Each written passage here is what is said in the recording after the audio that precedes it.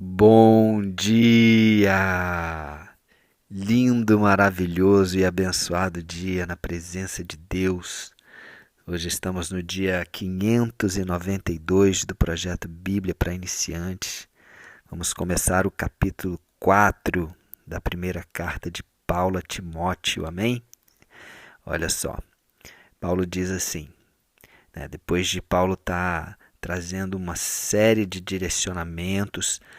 Lembra que Timóteo estava lá em Éfeso, onde Paulo esteve, e Paulo muito preocupado, com o andamento da igreja de Éfeso. Então Paulo está dando um monte de direcionamentos aí para Timóteo, que era líder da igreja lá em Éfeso, tá bom? Então ele continua.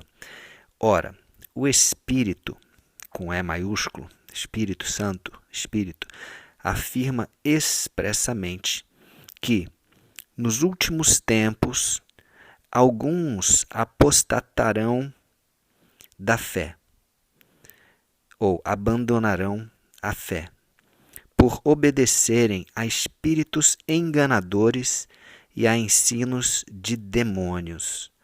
Olha só que afirmação forte essa. Ele diz que nos últimos tempos, ou depois que Paulo está pregando isso, depois dessa pregação dele, muitos estariam abandonando a fé em Cristo, abandonando a fé e o caminho da verdade com Jesus. Por quê? Porque eles resolveram obedecer a espíritos enganadores e a ensinos de demônios. Então, o que acontece? Naquela época já, muitas doutrinas erradas que eram trazidas por pessoas que estavam sendo ali influenciadas por demônios, influenciadas por Lúcifer e seus anjos caídos. Por quê? Eles queriam distorcer algumas coisas da doutrina e trazer ensinos que não tinham nada a ver com aquilo que Jesus veio trazer, com a pregação, com a verdade, com tudo aquilo que Jesus nos ensinou, trazendo dúvidas, trazendo enganos, ensinos, mentiras, e fazendo com que as pessoas acreditassem que aquilo ali era mais espiritual, que seguindo aquelas doutrinas, aqueles ensinos, aquilo ali a pessoa ficaria mais espiritual, porque eles pareciam ensinos que traziam mais espiritualidade para as pessoas. E ele continua, no versículo 2, pela hipocrisia dos que falam mentiras e que têm cauterizada a própria consciência. Eles foram tão entregues a esses ensinos que eles estavam agindo com hipocrisia. Eles muitas vezes... O que é hipocrisia? A palavra hipocrisia no original significa tipo agir, atuar, como se fosse um teatro. Falando mentiras e tendo cauterizado a própria consciência. É aquela mentira que de tanto ela é contada, de tanto você fala nessa mentira, que você acaba acreditando nela mesmo e você cauteriza a sua consciência se fechando para a verdade. O que é cauterizar? Você queimar com brasa a ponto de você não sentir mais a verdade, você não consegue ter a sensibilidade para as coisas de Deus. Olha que coisa triste isso que estava acontecendo. E, gente, é lógico que esses ensinos, eles pareciam bons, porque Lúcifer, ele caiu, era um dos arcanjos que estavam na presença de Deus, e quando ele caiu, ele trouxe um terço dos anjos que estavam nos céus, e eles caíram, eles não estão mais no céu hoje, estão aqui na terra com a gente, e eles querem nos enganar, assim como eles fizeram já desde o começo, Lúcifer enganando Satanás, que mudou o nome, né, de Lúcifer, que de luz agora ele não tem mais nada de luz, mas ele se faz ainda de anjo de luz. Ele se faz ainda de coisa boa, né, como ele enganou Eva para desobedecer a Deus, né, no direcionamento tão claro que Deus tinha dado. E ele tem continuado a enganar os filhos e filhas de Deus. Isso é triste. Pessoas, às vezes, de dentro da igreja, abandonando a igreja, abandonando a fé, por causa de sendo seduzidos por outras doutrinas e enganações. É muito triste isso, gente. Então, e Paulo está dizendo aqui, ó, ele começa a dar alguns exemplos daquilo, desses ensinos, dessas doutrinas demoníacas, né? Ele dá alguns exemplos aqui que não é uma lista que é extensiva, que não é limitada, né? São alguns exemplos aqui. Por exemplo, ele fala assim, que proíbem o casamento. Olha só, é tão louco isso. Como que você vai proibir o casamento se o próprio Deus criou o homem e falou assim, não é bom que você esteja só? Né? Então foi o próprio Deus que criou o casamento e algumas doutrinas estavam trazendo proibição no casamento, né? Como se fosse isso uma coisa mais espiritual, porque o casamento envolve sexo e o sexo envolve alguma coisa que não é espiritual. Só que como você vai impedir que uma pessoa se case, você está lutando a carne contra a carne. E não.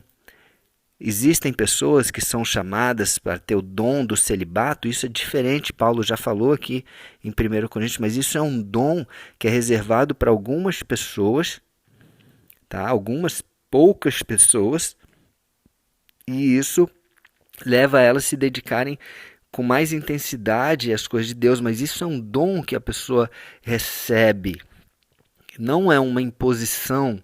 Você não pode impedir, né? Se você vê em todo o Antigo Testamento, você vê os levitas, todos eles casados, os pastores casados.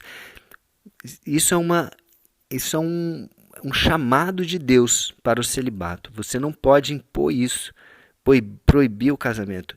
Isso não é de Deus. Casamento é uma coisa abençoada, é uma coisa maravilhosa. E algumas doutrinas estavam trazendo isso e seduzindo pessoas. Oh, que legal! Então, estar debaixo desse direcionamento, dessa doutrina, eu vou ser mais espiritual. Não tem nada de mais ou menos espiritual você estar ou não casado. Nada. Absolutamente nada. Né? Outra coisa, exigem abstinência de alimentos. Doutrinas que exigem que você não coma esse ou aquele alimento. Né? Provavelmente carne, né? Uma coisa que algumas doutrinas, né? Não, você não pode comer carne, ou carne disso, ou carne daquilo. Gente, Deus criou tudo. Deus criou tudo. E ele fala aqui, ó, a abstinência de alimentos que Deus criou para serem recebidos com ações de graça pelos fiéis e por quantos conhecem plenamente a verdade, pois tudo o que Deus criou é bom. Né? Voltando lá em Gênesis capítulo 1, Deus criou tudo que Deus criou, ele falava no primeiro dia, e viu Deus que era bom, e viu Deus que era bom, e depois criou o homem, e viu Deus que era muito bom. Tudo que Deus criou é bom e nós podemos nos alimentar de todas as coisas que Deus criou e com ações de graça, né? Lógico, tendo sabedoria para se alimentar bem, de forma saudável. Né? Então, tem pessoas que decidem ser vegetarianos ou se abster de algum tipo de alimento, ou ser vegano, ok, não tem problema nenhum se isso está funcionando, se isso é bom, mas não entenda que você é mais espiritual do que uma pessoa que come carne ou que tem uma forma de se alimentar que inclui outras coisas no seu cardápio. Isso não pode ser um motivo de se achar mais espiritual. Né? Muito pelo contrário. Tá bom? Então é isso. E versículo 4.